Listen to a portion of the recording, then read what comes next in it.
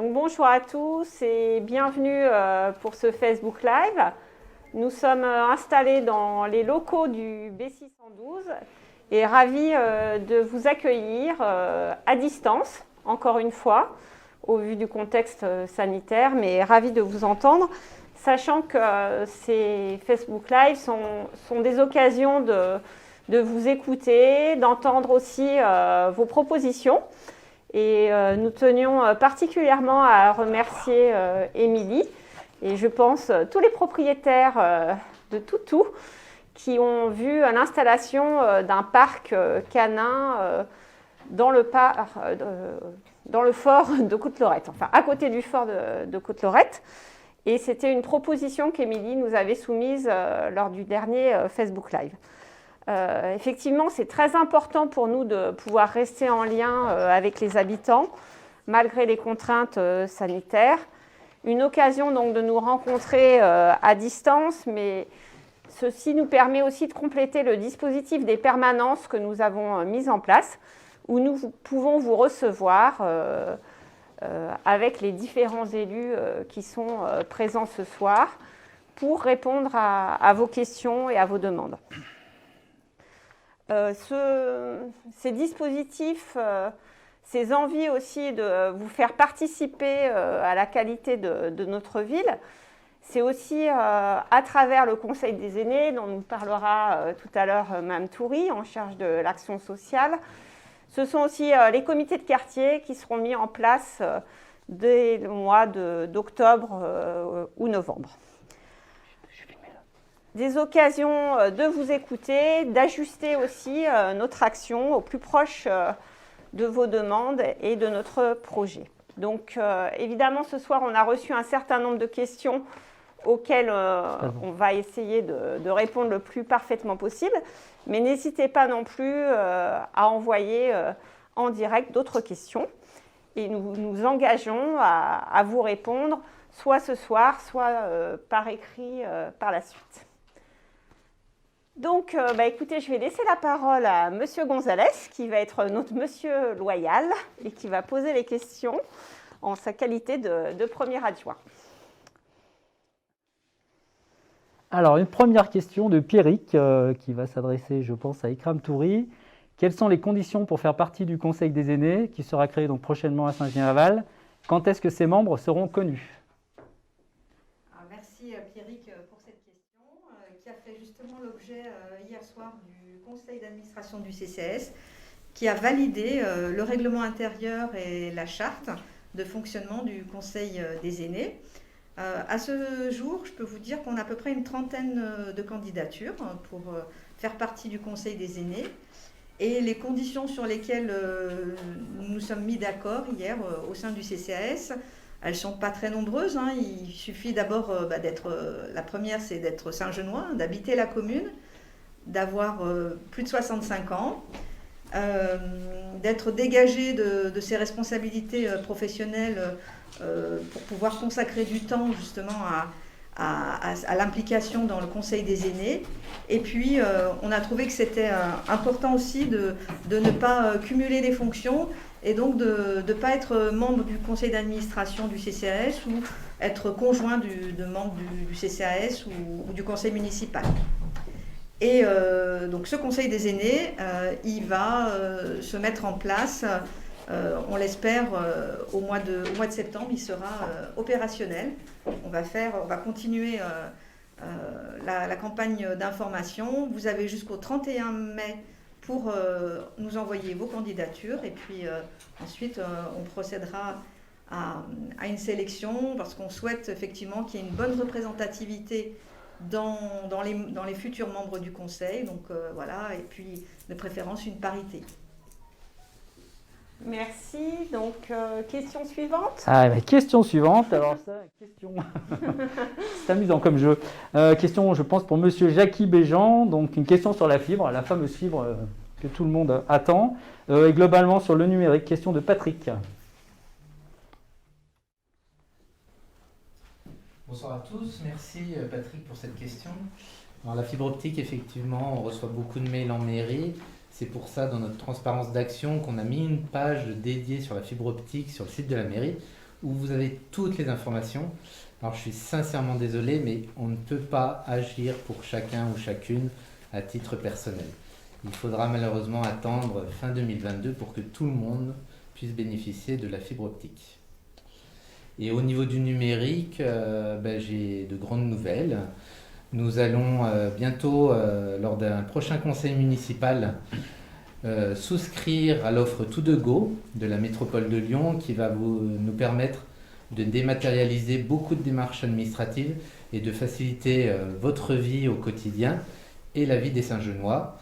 Et sans oublier non plus tous les publics, même la fracture numérique. Cette nuit, j'ai reçu un email de la préfecture qui annonçait que nous avions un conseiller numérique qui allait arriver sur la commune prochainement. Et avec Madame Touré, on va travailler aussi au CCAS, au Centre communal d'action sociale. Les agents vont être formés au dispositif Aidant Connect qui permettra aux personnes les plus faibles de pouvoir réaliser leurs démarches administratives en ligne avec l'aide des agents. Voilà au point. Pour le numérique, ça avance progressivement, mais sûrement. Et quand même avec beaucoup d'actions qui ont été annoncées. Donc en espérant que tous les conseillers municipaux participeront avec un vote positif à la mise en place de ces actions. Monsieur Loyal. Alors, une question d'Elisabeth. Alors là, une question pour quelqu'un qui a la main verte. Donc, Madame la maire, je pense que c'est une question pour vous. Bonjour, est-ce qu'il y aura le concours des balcons fleuris cette année? Et si oui, comment s'inscrire? Merci. Alors, c'est une petite taquinerie de mon collègue Monsieur Gonzalez, parce qu'on sait que ce n'est pas forcément moi dans mon ménage qui est la main la plus verte. En tout cas, ce concours aura bien lieu. Pour nous, c'est important. C'est aussi l'occasion de mettre en valeur la ville, en l'embellissant et aussi en faisant reconnaître, vos talents de pouce vert. C'est aussi une initiative qui est très conviviale. Et c'est vrai qu'on sait que c'est une manifestation qui existe depuis de nombreuses années et qui est très appréciée des Saint-Genois. Donc, juste rappeler qu'il y a 3 catégories pour remporter de nombreux lots. Donc, la catégorie maison avec jardin d'agrément visible de la rue, pour qu'on puisse effectivement constater la beauté de votre jardin. Balcon et copropriété, c'est-à-dire que la copropriété candidate pour l'ensemble des balcons et de ces espaces verts. Donc, comment participer? Eh bien, vous avez un formulaire à remplir en ligne sur le site de la ville avant le 27 juin. Voilà. Question suivante. Et n'hésitez pas, parce que c'est important aussi que notre ville soit belle. Alors, cette fois-ci, une question de Julie pour, je pense, Ikram Touri. Où en est la mutuelle communale sur laquelle Madame la maire s'était engagée durant la campagne? Merci Julie pour cette question. Effectivement, c'était une promesse de campagne. Nous l'avons dit et nous le faisons, puisque pas plus tard qu'hier, c'est vrai que du coup j'ai des nouvelles, moi, très très fraîches. On a eu un conseil d'administration du CCAS hier qui a voté pour le choix d'un partenaire que nous avons retenu et qui va maintenant mettre en place de façon très opérationnelle cette mutuelle communale. On espère avoir fait le meilleur choix pour les Saint-Genois. En tout cas, c'était le meilleur candidat. Concrètement, il va y avoir toute une phase de...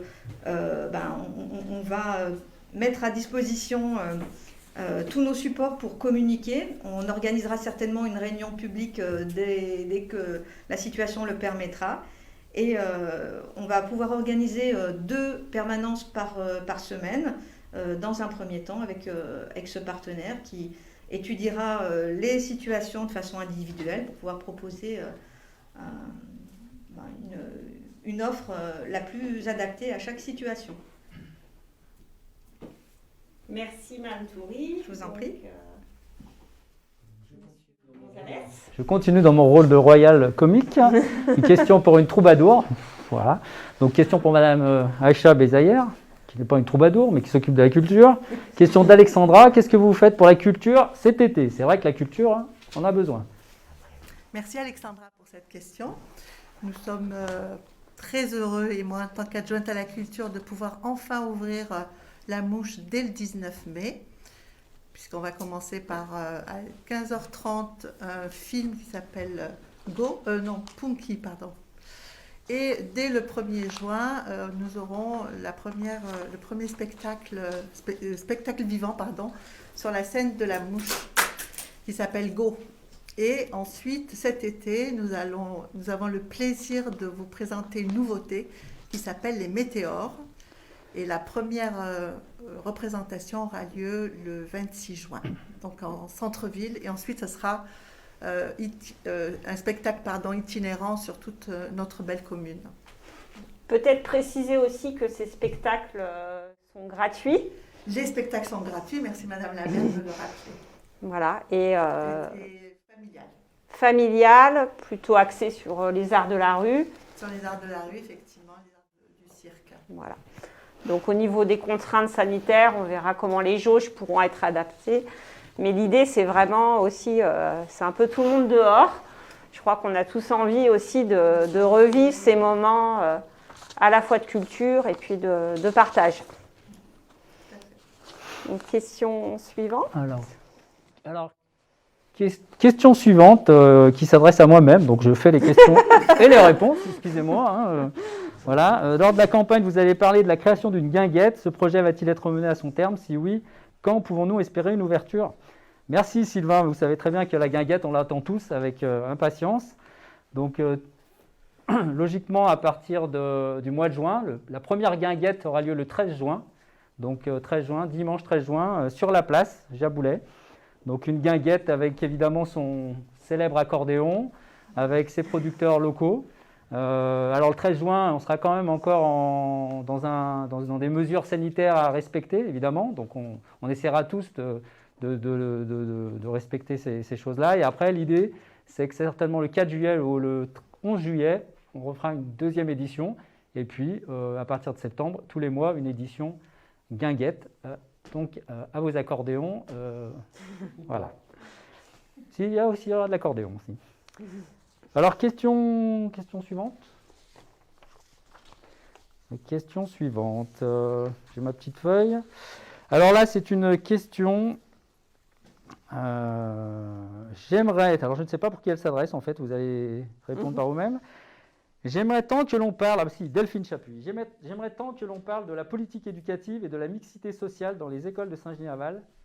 Et surtout, comment réduire les inégalités des chances et la ségrégation territoriale. Bien à vous. Mounbou, je ne sais pas qui c'est.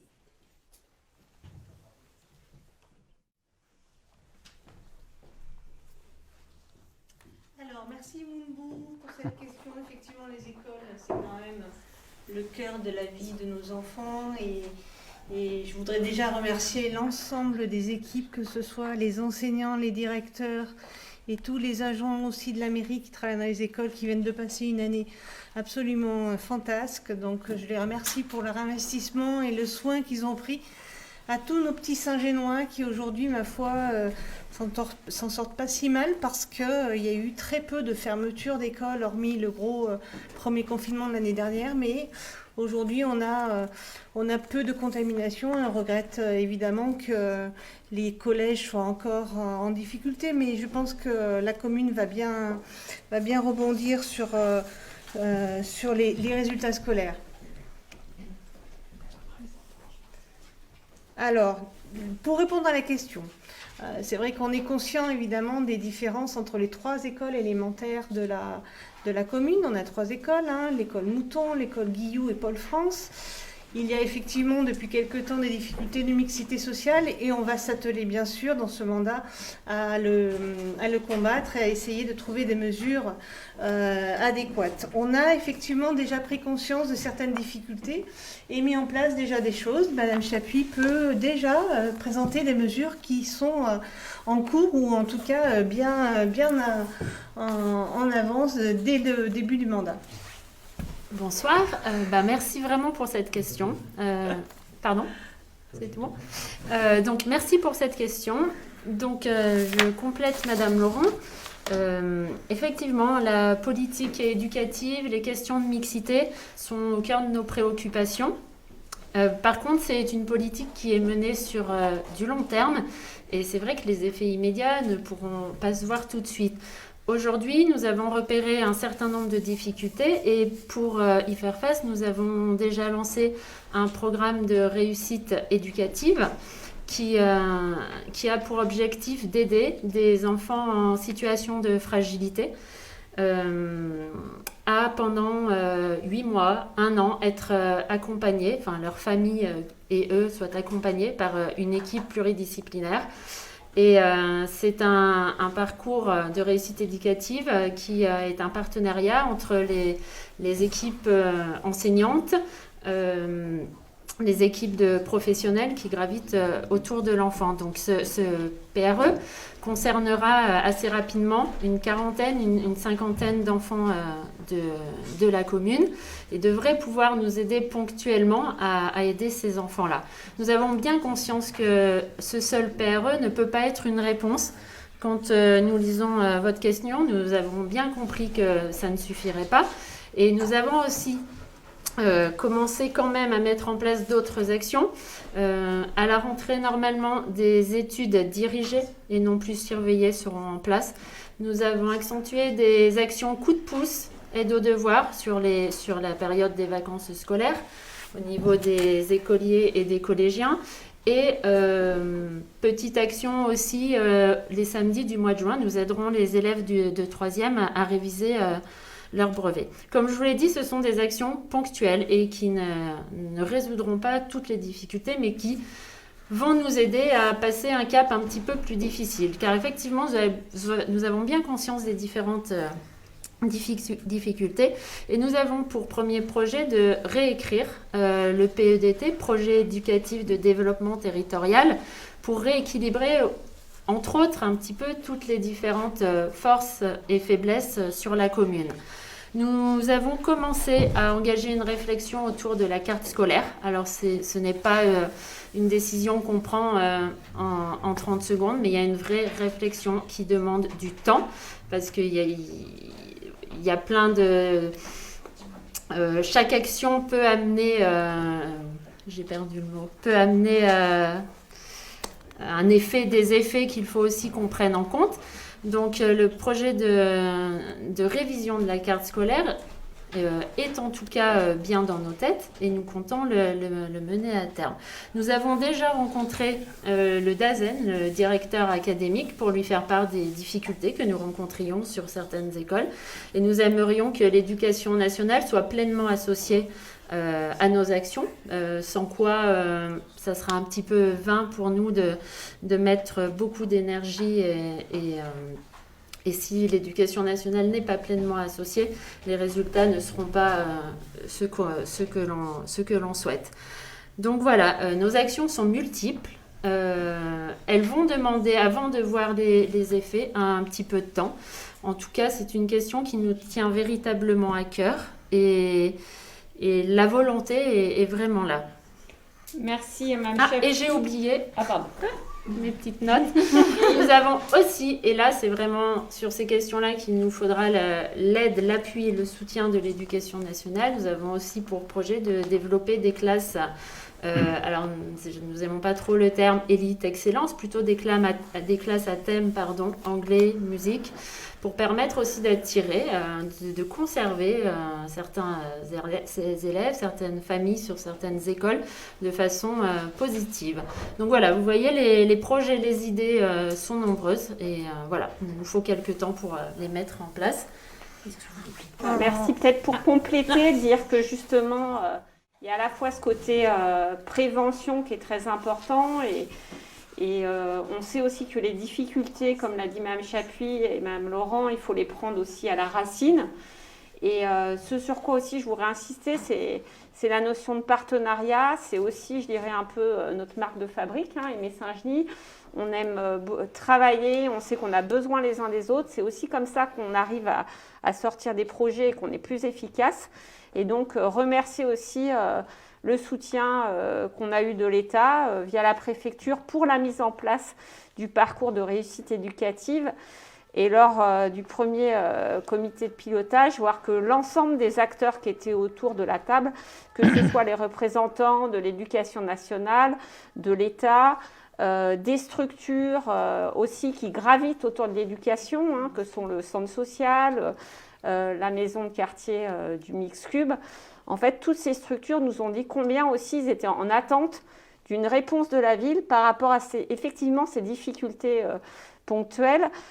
C'est très très important pour nous cette politique de prévention, donc c'est vrai que c'est bien de le souligner. On sait aussi que l'éducation, c'est la base aussi pour tout et puis pour faire les citoyens de demain et les citoyens de Saint-Genis. Donc peut-être Mme Laurent, vous vouliez aussi compléter. En résumé, effectivement, on a une réelle volonté de faire bouger les choses et réellement on y met tout notre cœur pour nous engager sur ce mandat à améliorer les conditions dans l'ensemble des écoles et de Saint-Genis parce qu'aujourd'hui il y a aussi, on en parle, c'est pas dans la question, mais il y a aussi l'amélioration des conditions de la cantine, tout ce qui est renouvellement des menus du restaurant scolaire. En tout cas, on est complètement investi pour améliorer tout ça et on y met tout notre cœur. Voilà. Et merci de votre engagement.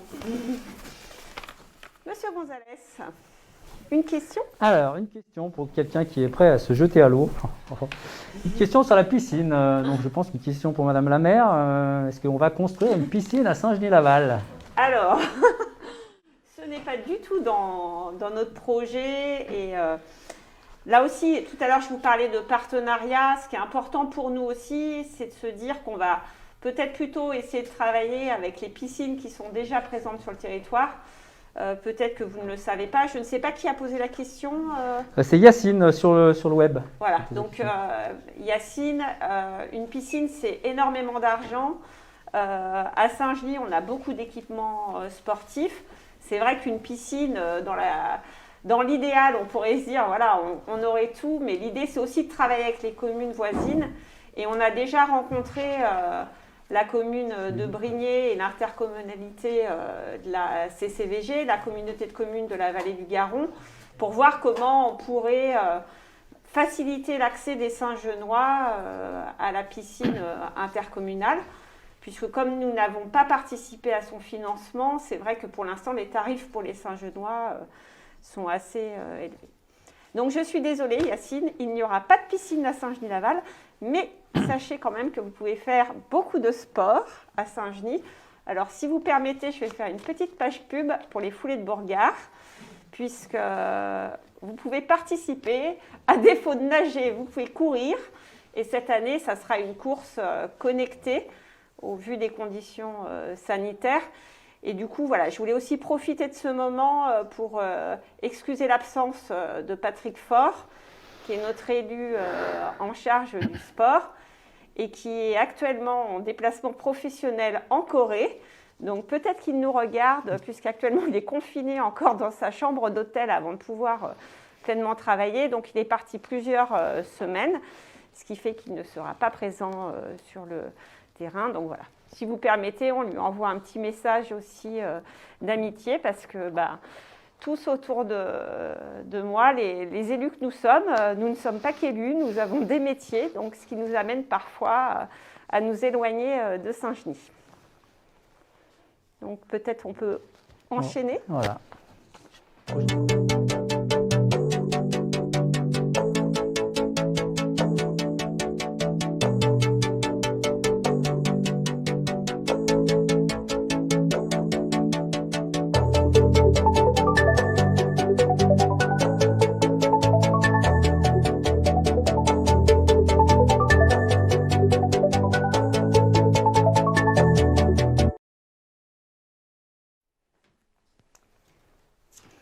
Alors à présent, des questions cadre de vie. Question pour David Ornus. Je suis inquiète d'éventuels débordements et de dégradation lorsque les mesures sanitaires vont se relâcher, et notamment le couvre-feu. La police municipale a-t-elle prévu des actions particulières afin de limiter les incivilités? Question de Mélodie. Bonsoir Mélodie, merci pour cette question. Conformément à nos engagements de campagne, nous nous étions engagés à optimiser la police municipale. Aujourd'hui, après 7 mois de travail intensif, grâce au service et à l'action de Madame la maire et à son soutien, nous avons pu recruter des agents de police municipaux supplémentaires, de sorte que nous avons aujourd'hui un effectif à 12 agents et qu'à partir depuis déjà le 1er avril, nous avons une brigade de soirée qui tourne jusqu'à 22 heures et que cette brigade de soirée, dès qu'elle sera armée, à partir d'ici un mois ou deux, pourra travailler jusqu'à 1 heure du matin. Dans cette brigade de soirée qui va devenir brigade de nuit, nous avons 2 maîtres chiens. Les effectifs ont aussi été féminisés et la police municipale dispose aujourd'hui d'un chef de service qui est arrivé le 1er mars. Et bien évidemment, il est prévu que toute notre attention soit portée à la tranquillité des habitants et sur la commune pendant les périodes qui vont suivre les semaines à venir, c'est-à-dire cette période de déconfinement sur laquelle nous sommes très attentifs, en liaison avec les forces de sécurité et les forces de l'ordre, gendarmerie, et avec le préfet et le sous-préfet à la sécurité. Merci, Monsieur Ornus. Peut-être nous pouvons passer à la question suivante. Question suivante de Patrick. Patrick, il a fait une question assez virulente. J'ai vu que la taxe sur les ordures ménagères allait augmenter. Pourquoi vous avez décidé ça? Pourquoi on n'a pas été consulté alors que vous ne parlez toujours que de concertation? Je pense que c'est une question pour Madame Françoise. Madame Bérard. Madame Bérard. Merci Patrick. Eh bien effectivement, c'est une décision unilatérale de la métropole sur laquelle nous n'avons pas du tout été concertés. Et c'est un sujet qui est en cours d'étude. Ouais. Peut-être quand même aussi compléter pour dire que beaucoup de maires, effectivement, s'émeuvent de cette hausse qui, il faut le savoir, concerne toutes les communes périphériques, hors Lyon et Villeurbanne, qui, elles, les 2 villes, voient leurs taxes baisser.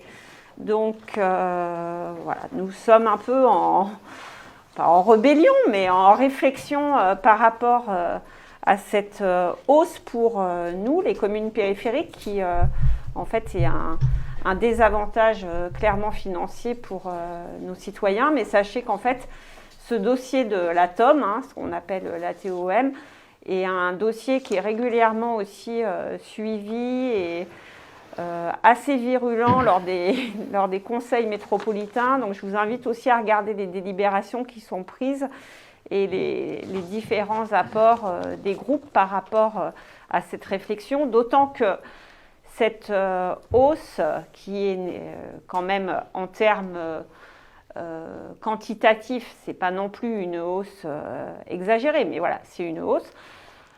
Elle voit en revanche le service diminuer sur certaines rues qui seront où il n'y aura plus qu'une collecte de bacs gris par semaine au lieu de 2 précédemment. Alors sachant quand même que ce sont des rues qui ont été évaluées, et peut-être Mme Marolo voulait compléter, mais ça concerne quand même un certain nombre de rues à Saint-Genis où il y aura moins de passages, mais du coup, voilà, il va y avoir aussi des propositions complémentaires. Je crois qu'on va les évoquer plus avant dans la discussion. Simplement, donc, sur cette question de composteurs, il y aura effectivement un lot de composteurs qui sera proposé aux Saint-Genois, qui sont impactés par la revue de leur tournée de collecte. Et du coup, ceux-ci seront invités à venir retirer ultérieurement les composteurs individuels. Voilà. Donc ça, c'est vrai que c'est une action générale de la métropole pour laquelle on peut se féliciter, parce que c'est vrai qu'aujourd'hui, dans les bacs gris, il y a parfois une grosse proportion de déchets qui sont compostables. Donc voilà, peut-être qu'on y reviendra sur les composts parce qu'il y a quand même une grosse action de la métropole qu'on va relayer. Et puis, juste aussi rappeler, mais je ne sais pas si M. Gonzalez avait prévu peut-être d'en parler, qu'on soutient aussi en tant que ville les initiatives qui peuvent être portées par des collectifs d'habitants sur ce type de projet. Peut-être M. Gonzalez, vous voulez en parler par rapport au compostage? Alors, ce soir, je suis préposé à poser les questions, mais en effet, je peux en parler. Il y a énormément de collectivités, de collectifs, la Collinière, je crois, dernièrement aussi, qui se lancent. Donc, c'est plutôt... on sent qu'il y a Il y a une bonne vague, ce qui va me faire la transition avec une question, la question de Corinne. Bonjour, envisagez-vous de fournir des composteurs individuels? Je sais que Chaponneau Messimy les propose à titre payant et que la métropole en fournit à titre gratuit. Prenez-vous le relais pour en fournir au Saint-Genois? Merci d'avance pour votre réponse. Donc, bien évidemment, nous allons prendre le relais. Alors, je ne sais pas, peut-être que c'est moi qui donne la réponse. Oui, alors je donne la réponse. Puisque depuis le 15 mars dernier, donc, a été votée une grande opération de distribution donc, gratuite de composteurs individuels. Donc, je vais juste vous donner les conditions. Donc, quelles sont les conditions à réunir pour bénéficier d'un composteur? Donc, d'abord, vous habitez dans une commune de la métropole de Lyon.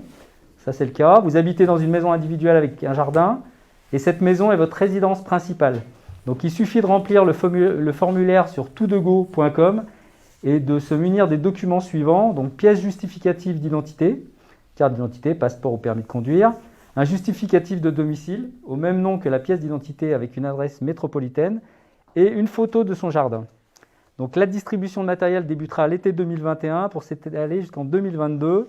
Donc, à noter, on sait, pour l'instant, c'est encore un peu flou, mais les composteurs sont livrés directement ou distribués via les communes à partir de l'été 2021 jusqu'en 2022. Voilà. Donc on aura plus d'informations courant de l'été là. Voilà. Après, c'est vrai qu'on a eu l'occasion de rencontrer avec Frédéric Ragon, qui est conseiller délégué en charge de la transition écologique. Nous avons rencontré la vice-présidente de la métropole en charge des déchets.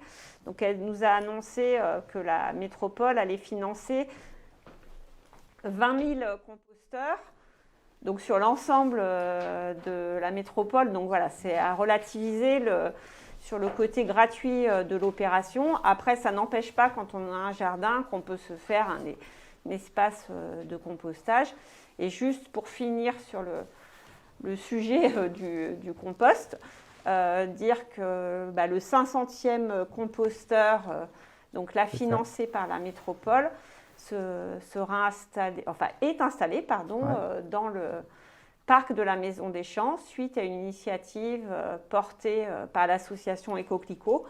Et je crois qu'il y a déjà plus d'une quarantaine de familles qui est inscrite, sachant qu'il peut y avoir 60 familles sur ce site.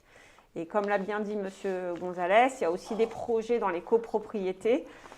On sent vraiment qu'il y a un tournant aussi et une volonté globale de réduire ces déchets. D'accord. Donc je vais continuer sur les poubelles. Alors là, c'est moins gai que le compostage. C'est pour Mme Marolo. Locaux à poubelles montés de l'église qui deviennent une déchetterie municipale, car tout le monde vient déposer des encombrants et autres choses entre la montée de l'église et l'impasse Coupa. Suppression des cabanons, dépôt sous terre. Quel est le projet et c'est pour quand? Merci. Question de Fabien. Alors, merci Fabien d'avoir posé cette question.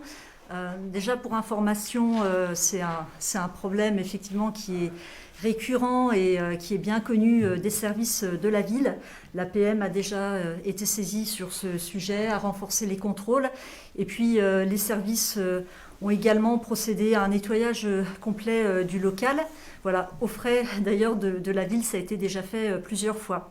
En termes d'action, j'ai également adressé un courrier aux riverains pour faire un rappel des règles de collecte qui sont un vrai enjeu de salubrité et puis également pour les sensibiliser à cette problématique qui relève finalement de la surveillance aussi de chacun. Voilà. Et puis pour répondre plus précisément à votre question, dans le cadre du projet de la requalification du centre-ville, on envisage aussi de mettre à l'étude des silos enterrés pour répondre à cette problématique et aussi avoir un espace public de plus grande qualité. Merci Marolo. Alors je continue. Question pour quelqu'un qui aura le vent en poupe. C'est vendredi soir, excusez-moi. Donc question pour Claudia Wolf. J'utilise mon vélo tous les jours et j'aimerais promouvoir son utilisation dans notre commune. Je souhaiterais donc savoir comment devenir ambassadeur vélo et quelles sont les conditions à remplir pour le devenir. Question de Leïla.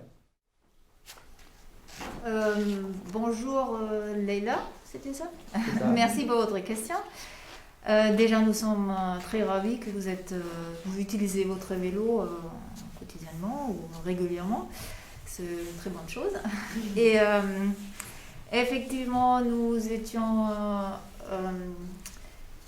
victime de notre succès pour l'action des ambassadeurs vélo.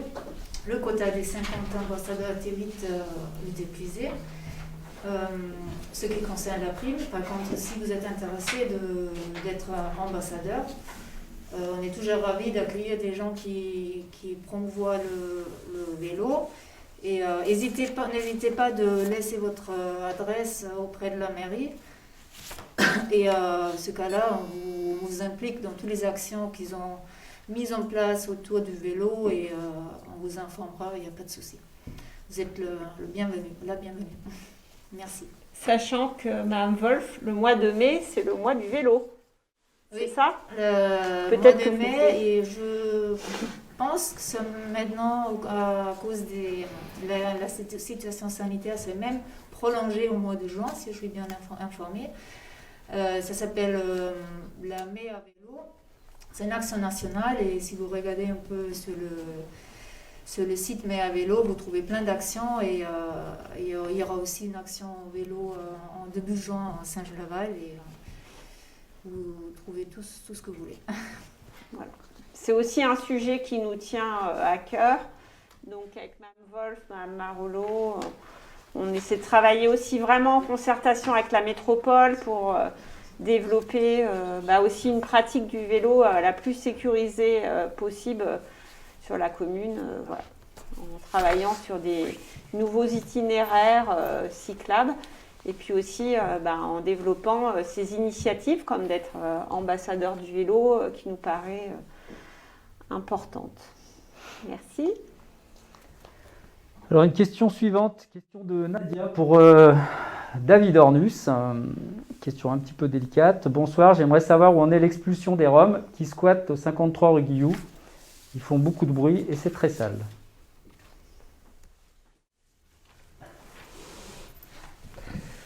Je vais enlever le masque pour être plus simple.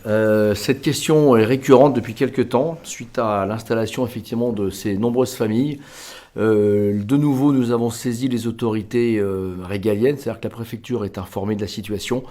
L'ordre d'expulsion est quasiment validé. Le problème, c'est que tant que les bâtiments ne sont pas occupés, ça ne servira pas à grand-chose d'expulser puisqu'ils seront réoccupés rapidement par d'autres. Donc nous sommes un petit peu prisonniers entre notre volonté d'agir, nous, au niveau municipal, et le manque de solutions qui nous est proposé par rapport à ces bâtiments du quartier La Mouche qui ne sont pas occupés.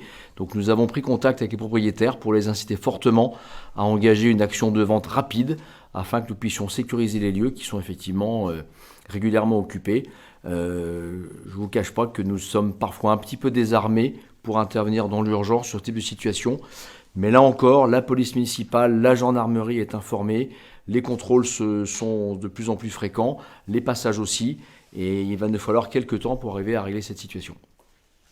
Voilà, peut-être aussi préciser que effectivement ces personnes qui squattent actuellement ce lieu venaient d'un autre lieu précédemment, qui n'est autre que Fézin, la ville de Fézin. Donc voilà, on sait aussi que ce sont des populations qui peuvent passer d'une ville à une autre, au gré de déplacements, que ça entraîne effectivement des nuisances. Donc on a fait aussi des contrôles via ce qu'on appelle la police de l'eau aussi, puisque en fait il y a le ruisseau de la Mouche aussi qui passe dans cette propriété, et que voilà, c'est aussi important de sauvegarder ce ruisseau en bon état sanitaire. Donc voilà, et effectivement, on compte aussi sur l'appui de la gendarmerie, de la police municipale. On fait des passages régulièrement pour tenter un déplacement, mais qui malheureusement risque d'impacter une autre ville après nous. Voilà, mais en fait, il y a aussi un gros travail avec en effet les propriétaires pour justement travailler avec eux, puisqu'aujourd'hui ils sont prêts à vendre. Ça nous solutionnerait aussi, voilà. Alors, une autre question qui va s'adresser plutôt à Madame Marolo. Alors, j'en ai un certain nombre, c'est des Marolo, de questions. Bonjour, dans le cadre du Facebook Live du 7 mai prochain, je souhaitais demander à la maire et aux élus quels étaient pour le faire respecter la limitation de vitesse de 50 km/h route du millénaire, car habitant à proximité, je peux vous confirmer qu'elle n'est pas souvent respectée. Merci d'avance pour votre réponse. C'est une question de Lucie.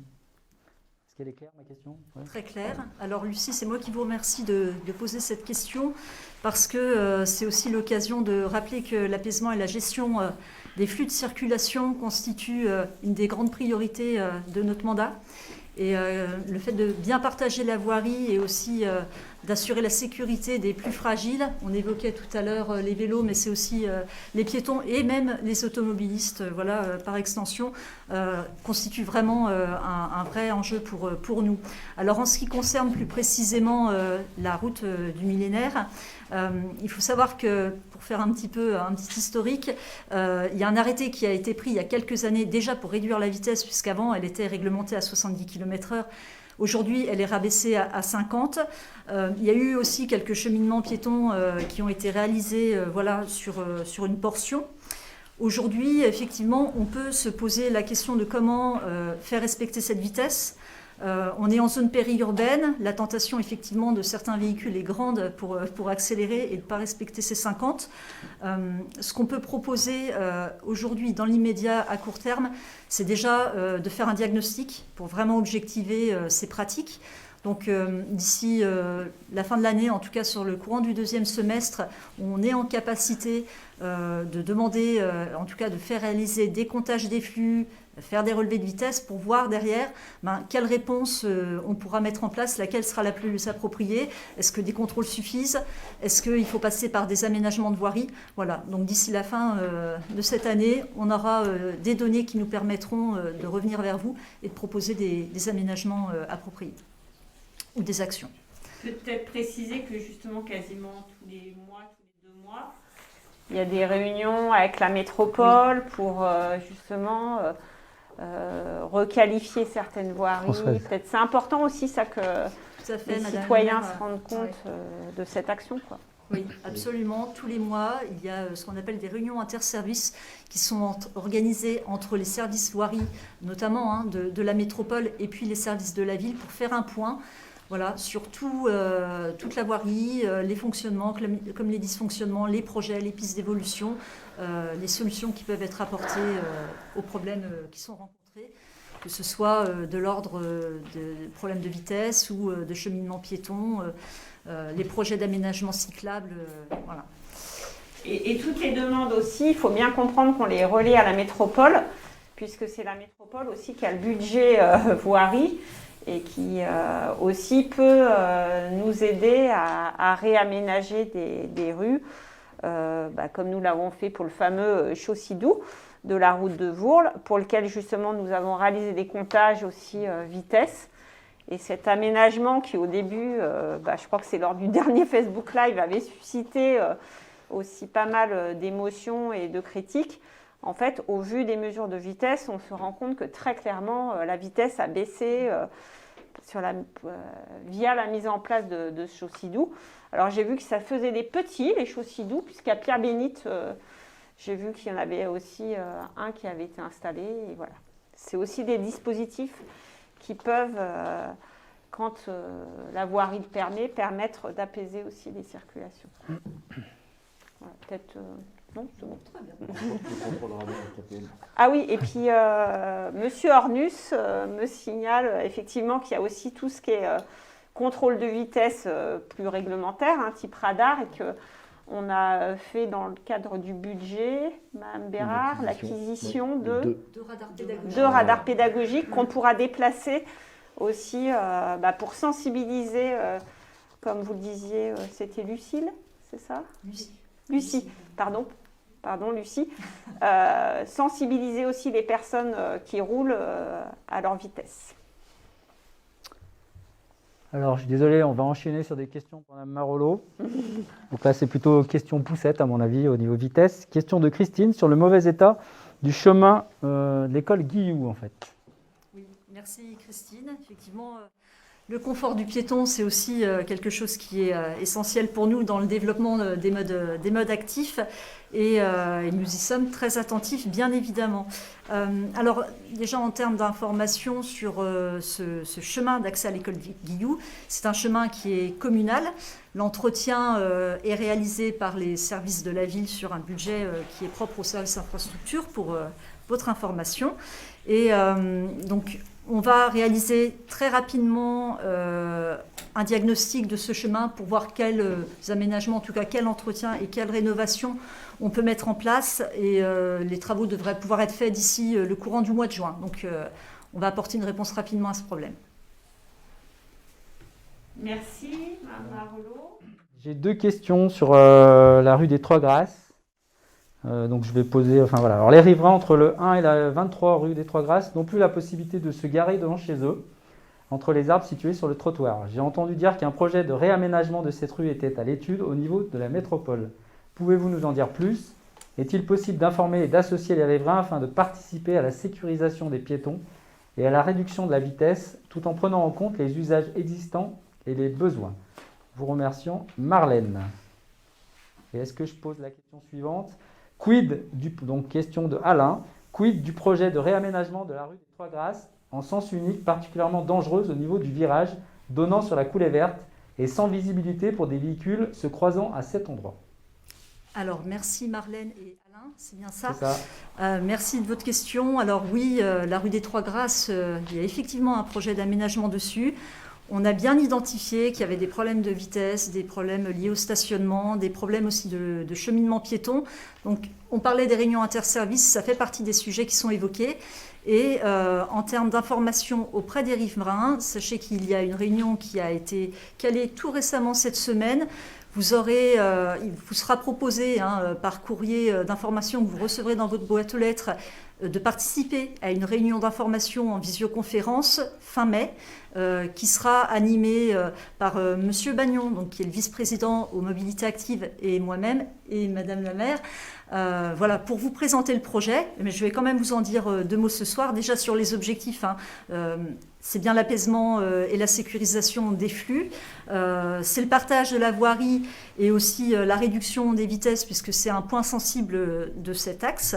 Et comment ça se traduit? On va avoir une zone de rencontre qui va être mise en place avec des plateaux traversant aux extrémités de la voie, ce qui va permettre déjà de donner aux usagers arrivant avec leur véhicule une indication qu'ils sont sur une rue qui est réservée en priorité aux piétons, mais sur laquelle ils peuvent circuler, avec une diminution des vitesses, puisque la vitesse va être abaissée à 20 km/h.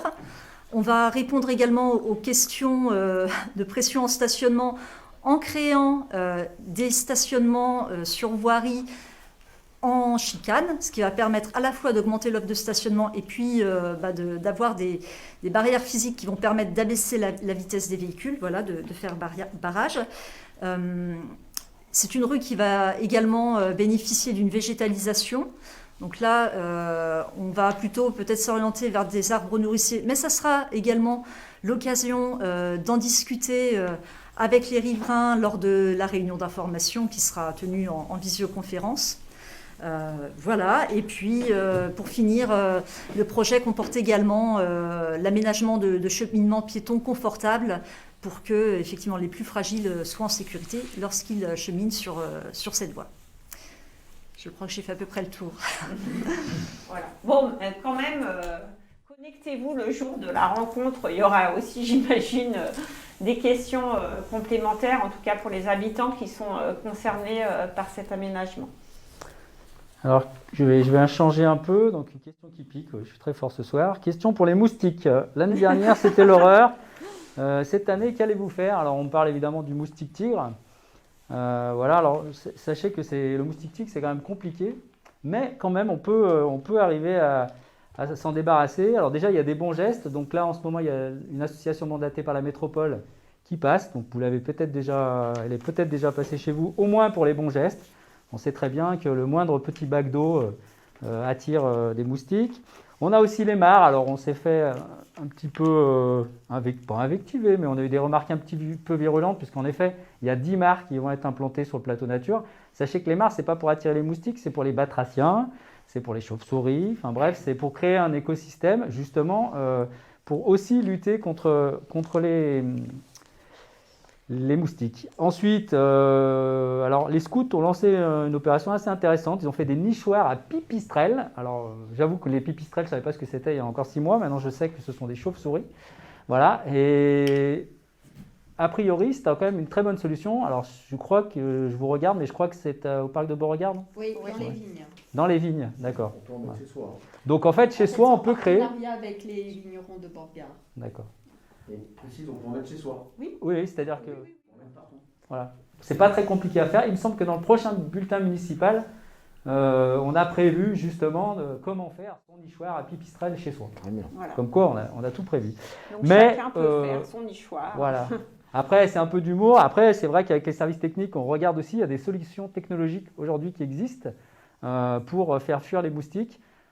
Pour l'instant, on en a testé, on regarde, parce que c'est quand même pas encore très très performant. Mais on est vigilant, évidemment, le moustique tigre, voilà, on va essayer de le combattre. C'est aussi peut-être dire que c'est un sujet qui est également pas propre à Saint-Genis-Laval. Et c'est vrai qu'on regarde, comme je le disais tout à l'heure, régulièrement ce qui se fait aussi autour de nous. Effectivement, j'ai vu qu'il y a des communes qui développent maintenant des appareils qui éloigneraient les moustiques tigres. Bon, il faut savoir que c'est quand même des dispositifs plutôt très onéreux. Donc on va aussi se donner peut-être un peu de temps pour voir l'efficacité de ces dispositifs et voir comment on peut envisager le déploiement de ces dispositifs. Mais simplement aussi vous préciser, parce que c'est M. Ragon l'autre jour qui nous l'a dit et c'est très intéressant, c'est qu'un moustique tigre, c'est très territorial et donc ça ne va pas à plus de 100 mètres autour de son point d'éclosion. Donc ça veut dire que si vous en avez chez vous, la source est très proche. Donc voilà, c'est pour ça que c'est important de vider tout ce qui peut contenir de l'eau stagnante. Parce que pour revenir aux mares, dans les mares, il y a aussi des notonectes qui sont des insectes qui sont friands des larves de moustiques. Donc voilà, en fait la mare, c'est un vrai écosystème pour lutter aussi contre le développement des moustiques tigres. Et donc rappelez-vous 100 mètres, donc vous pouvez prendre des applications qui nous servaient à nous promener, vous mettez 100 mètres la distance et vous verrez où peut y avoir des développements de moustiques. Voilà, exactement. Il n'y aura pas de campagne de DDT par hélicoptère, on ne fera pas ça. Hein. Non, on essaie de rester une ville durable. Exactement. Alors, à nouveau, une question pour Madame Marolo. Question de Eliane. Est-il possible de poser un panneau au début de la rue du Docteur Oran, compte tenu des gros camions qui circulent pour le chantier des 5 maisons, avec beaucoup de passages de lycéens? Question web. On va regarder ce point-là, on va vérifier auprès des services si effectivement il y a une réglementation qui doit être spécifique et mise en place pour la circulation de ces camions de chantier. En théorie, tout est prévu normalement au niveau de la délivrance du permis de construire et le constructeur est censé aussi respecter le calibrage des voies et les restrictions de tonnage pour la circulation des véhicules. Ok, une autre question web. Pour le chemin de Pressin, ne pourrait-il pas devenir piéton en permettant uniquement un accès aux riverains côté lycée? Question de Clément. Alors, sur ce secteur, également, on va mener une réflexion pour apaiser les flux de piétons, essayer de sécuriser tous les cheminements.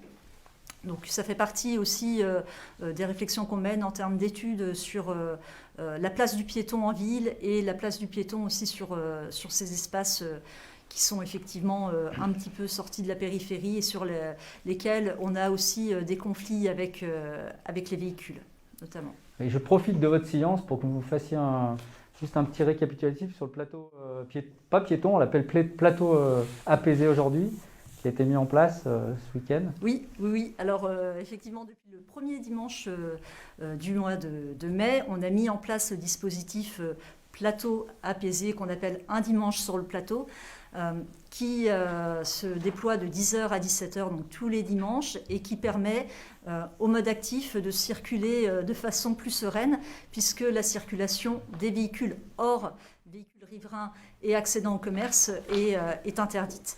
Donc les trottinettes, les vélos, les marcheurs peuvent circuler librement sur toutes les voies du plateau. en prenant soin, encore une fois, de ne pas rentrer sur les propriétés privées ou d'aller dans les champs, ça c'est quelque chose d'important. Mais en tout cas, de profiter de cet espace naturel de grande qualité et de pouvoir s'aérer en toute quiétude. Voilà. Rappelons qu'il y a aussi des propriétés privées, donc il faut les respecter. Rappelons que les fruits, on ne les ramasse pas comme on veut. Rappelons que les chiens, il faut les tenir en laisse. Voilà. Rappelons qu'on ne se gare pas n'importe où non plus. Donc voilà, il y a aussi des règles à respecter quand on va sur le plateau. Il y a des riverains qui habitent, il y a des agriculteurs qui travaillent. Donc pensez-y, c'est important. Restez, j'allais dire, dans les chemins balisés. Alors une question qui vient d'arriver de Claudine. J'avais en tête qu'il était envisagé d'améliorer la circulation avenue Clémenceau, en particulier en mettant en place une voie à sens unique. Avez-vous des idées sur le sujet? Merci d'avance. Merci Claudine pour cette question. Alors oui, c'est une vraie question. En tout cas, elle est au cœur aussi de notre projet de mandat dans le cadre de la requalification du centre-ville. Bien entendu, l'aspect circulation, c'est une composante vraiment très importante puisque les flux, la bonne gestion des flux qui vont passer dans le cœur de notre ville va permettre aussi à la fois de le redynamiser, de le pacifier, de créer un meilleur partage, encore une fois, de l'espace public. Et c'est une question, oui, le passage en sens unique, bien entendu, qui est étudié, en tout cas qu'on envisage sur une portion de Clémenceau pour permettre aussi de donner plus de place aux plus fragiles, et donc les piétons, et aussi au cycle. Et juste peut-être pour compléter, rappeler que ce projet de requalification du centre-ville, c'est la priorité numéro 1 que nous avons demandé à la métropole, puisque c'est eux qui financent à la fois les places et les voiries, et que nous sommes en attente, comme toutes les autres communes de la métropole, de l'attribution des financements pour l'année 2021 et suivante. J'embraye sur les financements. Question d'Isabelle. Pensez-vous installer une installation pour des vélos électriques, Madame la maire? J'ai pas compris la question. La question, c'est pensez-vous installer, alors je vais bien la relire, pensez-vous installer une station avec des vélos électriques? Une station avec des vélos électriques. Alors est-ce qu'on parle de Vélove? Oui, alors les Vélove aujourd'hui c'est déjà possible via une batterie qu'on a à disposition, je crois, via un abonnement complémentaire à Vélove. Donc pour l'instant on a une seule station Vélove au niveau de la médiathèque. Donc l'idée effectivement avec le développement du quartier du Vallon des Hôpitaux, ça pourrait être d'avoir une deuxième station. Et pour pratiquer cette montée de temps en temps, j'ai la chance d'avoir un vélo électrique parce que c'est vrai que c'est quand même assez sportif de monter du bas, donc de la future station de métro à la place et du coup à la médiathèque pour reposer son vélo. Alors c'était, pardon, je n'ai pas retenu le nom de la personne. Isabelle. Isabelle, si j'ai mal compris votre question, je vous invite à la reposer soit dans le chat et puis on vous apportera une réponse complémentaire si on n'a pas bien compris. J'en suis désolée. Ça sera donc de ma faute, on est d'accord. Voilà. Une question de Marlène. Qu'est-il envisagé pour l'augmentation du trafic avec l'arrivée du métro? Je pense que c'est Mme Marolo qui va pouvoir nous répondre. Bonjour Marlène, merci pour cette question. C'est effectivement quelque chose que l'on pressent et qui est logique. Ça a fait l'objet aussi de vœux qu'on a émis lors d'un conseil municipal l'année dernière dans le cadre effectivement de ce projet du Vallon des Hôpitaux et de la création de la ZAC. Le métro va arriver en 2023, donc c'est quasiment demain. Donc nous avons déjà, pour répondre à votre interrogation, dans un premier temps demandé à ce que le parc relais ait beaucoup moins de places voitures au sein de ce parc relais ait plus de places vélo, puisqu'on sait très bien que c'est finalement l'offre qui crée la demande et on ne veut pas que ce parc relais soit un aspirateur à voiture et que nos voiries soient complètement envahies de véhicules et elles n'auront pas la capacité à accueillir un afflux de véhicules important. Donc ça, c'était la première action importante. Et ensuite, en termes de gestion des flux, on va mettre en place un plan local de stationnement qui va permettre de dissuader les visiteurs pendulaires de venir sur la voirie et de rester toute la journée. Ça va aussi les dissuader de venir et de chercher une place et de tourner très longtemps et de générer aussi à la fois du trafic et de la pollution sur notre commune. Voilà, donc ça c'est vraiment un point important et on souhaite le mettre en place bien évidemment pour l'arrivée du métro, voire un petit peu avant. Voilà, parce qu'on sait très bien que les effets d'une station de métro sont immédiats sur la voirie et un petit peu au-delà. Donc sur le secteur Sainte-Eugénie, comme sur le secteur Chazelles, on risque d'avoir, même Chanlon, on risque d'avoir des reports très importants. On l'a bien anticipé et on va agir à ce niveau-là. Et c'est un sujet qui est partagé aussi avec les maires d'Oulin et de Pierre-Bénite, puisqu'ils sont aussi directement impactés par la présence de la future station de métro, et dire aussi qu'en tant que majorité municipale, on a aussi, comme de nombreuses villes du secteur, qui vont de Brignais, Pierre-Bénite, etc., demander à ce que le métro puisse être prolongé, notamment en aérien, jusqu'à Vourles au niveau des 7 chemins, pour aussi pouvoir capter toute cette circulation qui arrive du plateau mornantais, voire de Saint-Étienne. J'ajouterais aussi en complément que l'on a demandé à la métropole 2 études sur 2 secteurs finalement qui vont être impactés par l'arrivée de ces flux, c'est-à-dire le secteur du plateau, où on est dans un espace agricole de grande qualité et on souhaite le conserver tel quel et pas avoir un afflux de véhicules important dessus. Donc on souhaite avoir une étude et un plan de circulation qui soit mis en place à ce niveau-là pour le préserver et avoir des vitesses raisonnables sur cet espace, en tout cas adaptées. Et le secteur Citadelle-Guilloux également, notamment le chemin de la Citadelle et la rue Guilloux, qui vont être fatalement impactés par des flux de pendulaires. Donc là aussi, on souhaite intervenir et avoir des solutions tant en termes d'aménagement que de réglementation sur ces axes.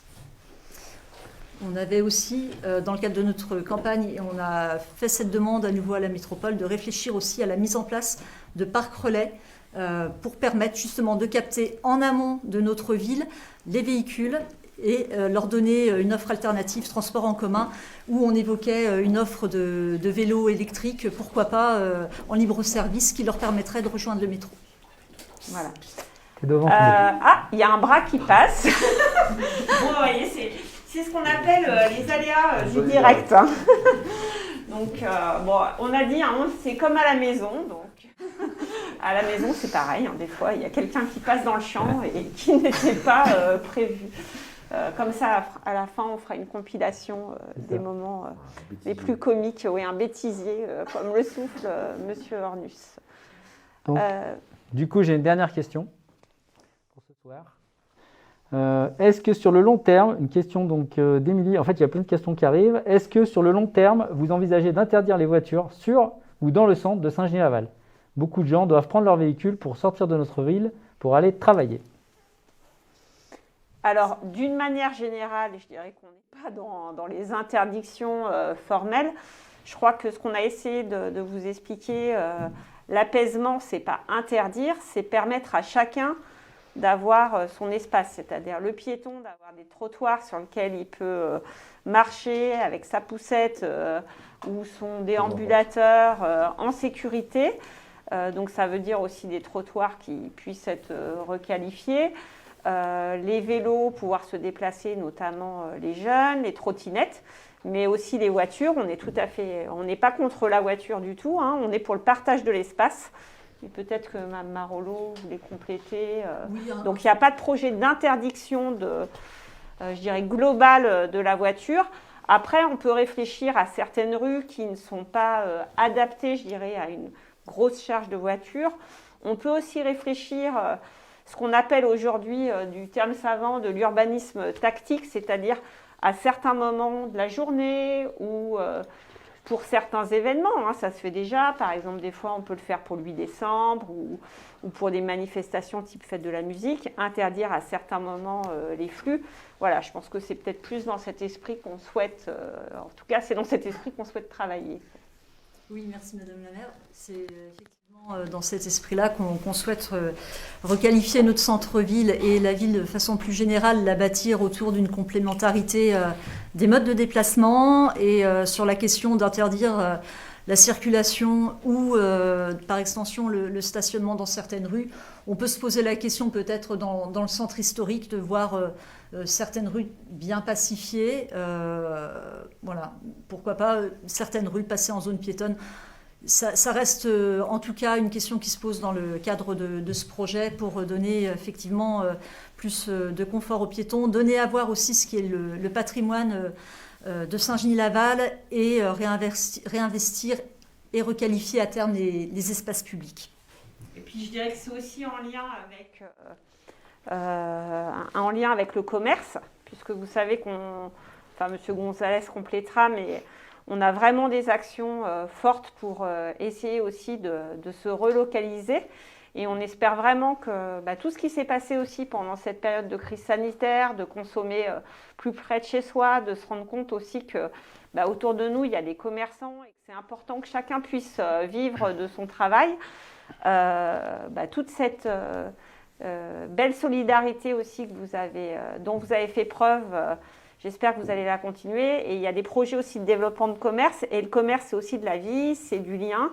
Et donc, c'est important aussi que chacun puisse accéder au commerce de la manière dont il le souhaite. Et peut-être que M. Gonzalez voulait compléter sur les nouveaux commerces qui vont arriver. Ou alors, oui, du coup, je préciserai. Je ne voudrais pas tout divulgacher, comme on dit au Québec. Pour m'en laisser un peu, j'ai des questions sinon. C'est vrai qu'on a fait une réunion ce matin avec les commerçants qui sont très motivés, qui ont plein d'énergie. On a des nouveaux commerces qui arrivent, donc des commerces, alors on n'aime pas trop le terme de flux, mais qui aujourd'hui sont des commerces qui permettent de flâner. Donc on a un magasin de jeux, de société qui arrive. On travaille très fort pour essayer de faire venir une librairie, parce que je crois que ça, on en a tous envie, tous besoin. Voilà. Et les commerçants, en fait, globalement, nous ont dit qu'ils ont senti qu'il y avait eu un élan des Saint-Genois. Par exemple chez Rennes, par exemple Sophie Montée de l'Église. Donc en fait, ils espèrent que tout ça va continuer. Et donc on va tous ensemble mettre le maximum d'énergie pour que notre offre soit singulière, intéressante et finalement qu'on recrée des lieux de sociabilité pour qu'on ait envie de partager tout simplement dans le centre-ville. Voilà. Donc je ne sais pas, Madame la maire, vous allez clôturer la soirée puisque j'ai les questions sur lesquelles on n'a pas répondu, il y en a quelques-unes, on les répondra ultérieurement ou par mail ou par courrier. Voilà. Alors, on y répondra ultérieurement. Je vous rappelle aussi que donc, un samedi matin par mois, nous tenons des permanences. Donc, du fait du contexte, on vous demande de vous inscrire au préalable pour prendre rendez-vous. Et donc, la prochaine matinée de rencontre se tiendra le samedi 29 mai, donc de 9h à midi. Bon, le samedi on l'a fait, ça a un peu débordé au-delà de 13h, mais voilà. On est aussi à votre disposition pour vous rencontrer sur rendez-vous. N'hésitez pas à nous solliciter, comme vous l'avez fait aujourd'hui. Nous sommes ravis. Voilà, je voulais remercier tous les élus qui étaient présents. Ceux qui n'ont pas pu se joindre à nous, parce qu'effectivement, on est aussi contraints au niveau de la taille de l'espace dans lequel nous sommes installés. Donc, merci à vous tous, et puis à une prochaine fois, et puis prenez soin de vous.